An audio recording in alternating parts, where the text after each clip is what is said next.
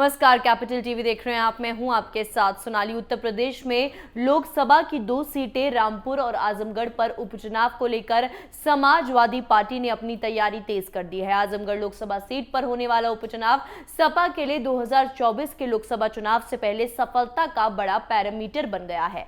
सपा की तैयारी जानने के लिए देखिए हमारी ये रिपोर्ट।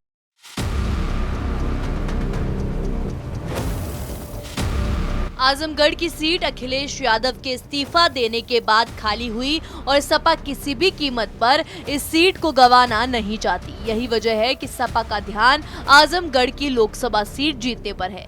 23 जून को आजमगढ़ लोकसभा उपचुनाव के लिए वोट डाले जाएंगे। हालांकि चुनाव तो रामपुर लोकसभा सीट पर भी हो रहा है, लेकिन सपा के लिए आजमगढ़ की हॉट सीट बनी हुई है। ये उपचुनाव सपा के लिए इतना महत्वपूर्ण हो गया है कि पार्टी ने प्रदेश भर के अपने नेताओं की पूरी फौज ही आजमगढ़ में उतार दी है।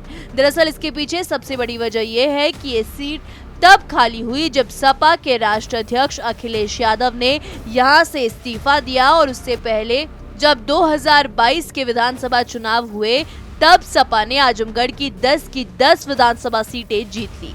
आजमगढ़ लंबे समय से सपा का गढ़ रहा है और पार्टी किसी भी कीमत पर 2024 के लोकसभा चुनाव से पहले इस सीट को गंवाना नहीं चाहती, क्योंकि उसे ये भी पता है कि अगर ये उसके हाथ से निकल गई तो बीजेपी 2024 के लोकसभा चुनाव में इसके जरिए मतदाताओं को मैसेज देने का काम करेगी।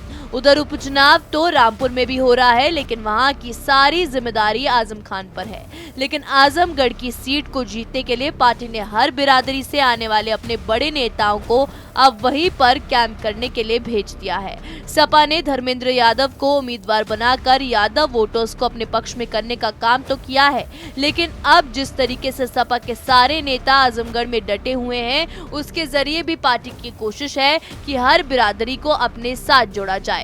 यही वजह है कि कुर्मी बिरादरी से आने वाले सपा के प्रदेश अध्यक्ष नरेश उत्तम पटेल आज से आजमगढ़ में ही कैंप कर रहे हैं। पार्टी के ब्राह्मण चेहरा मनोज पांडे को भी आज से आजमगढ़ भेजा गया है।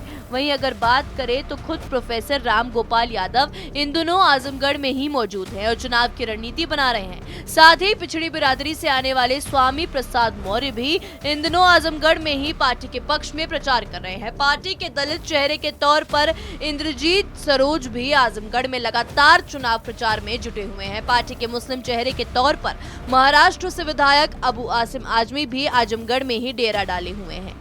उधर सपा के सहयोगी दलों की अगर बात करें तो ओम प्रकाश राजभर भी लगातार आजमगढ़ में धर्मेंद्र यादव के लिए वोट मांग रहे हैं। चौहान बिरादरी से आने वाले जनवादी पार्टी सोशलिस्ट के संजय चौहान आजमगढ़ में प्रचार कर रहे हैं, जबकि सबसे बड़ी सहयोगी जयंत चौधरी भी 17 जून को आजमगढ़ में चुनाव प्रचार करने वाले हैं। इसके जरिए सपा किसानों को साधने की कोशिश करेगी।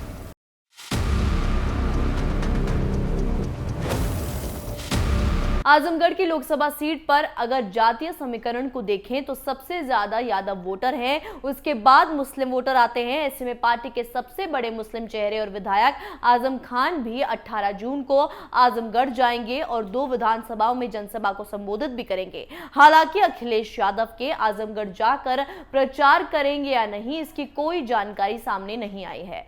इस रिपोर्ट में मेरे साथ इतना ही। तमाम खबरों के लिए जुड़े रहिए कैपिटल टीवी के साथ। नमस्कार।